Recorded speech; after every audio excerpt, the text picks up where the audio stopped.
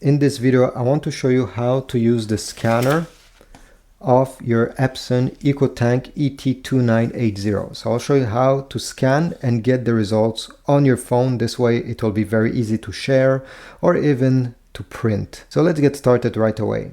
The first step is to actually connect this printer to the same Wi-Fi network as your phone. Then we'll have to download the Epson app and I'll show you how everything is done.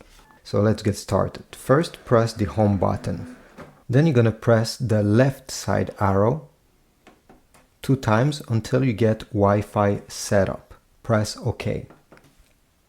Select the first option, which is Wi-Fi. Click OK. Select Wi-Fi Setup Wizard. The printer will now search for all the different Wi-Fi networks that are around it.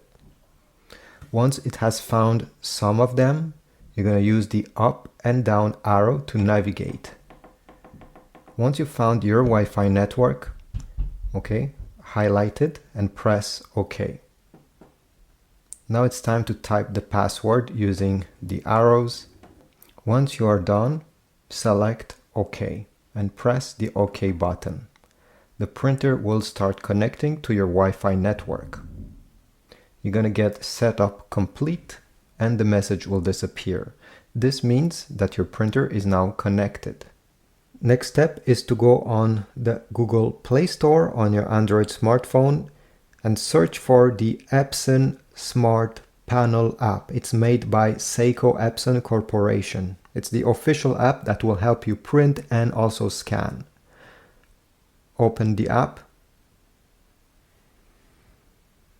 Press OK. Press Agree. Press Next. Press Next. Press while using the app. Next. Allow. And now it will scan for all the different Epson printers that are around your phone. You should see ET-2980 series. Tap on it. And the phone will now connect with the Epson printer. At the end, you should get a blue check mark saying connection is complete. Press OK. So to scan, open the scan lid. Take the document you wish to scan and place it facing down with the top part of your document towards the right side. Now you're going to notice there is an arrow on this corner. You need to bring the corner of your paper until it touches the corner with the arrow. This is how you know that the paper is fully aligned. Close the scan lid and then on the app you're going to press scan. These are the current settings. You can change them depending your document size. If you want to scan in black and white or color. The resolution, this is quite important. So if you're scanning text file, just leave it like this with some small graphics. 200 dpi is enough. But if you're scanning pictures and you want the maximum details, select 600. It will take more time to scan, but the result will look better. And then you have other settings. At the end, select the image format you want this to be saved in, PDF or JPEG. TIFF, not many people are using it. And press the scan button. Usually it takes around 12 to 15 seconds to get a preview of the scan on your Android screen. Here we go. So this is a preview. It has not yet been saved on your phone. If you have multiple pages you wish to scan and combine in one PDF document, remove this one, put the next page and select the plus button over here.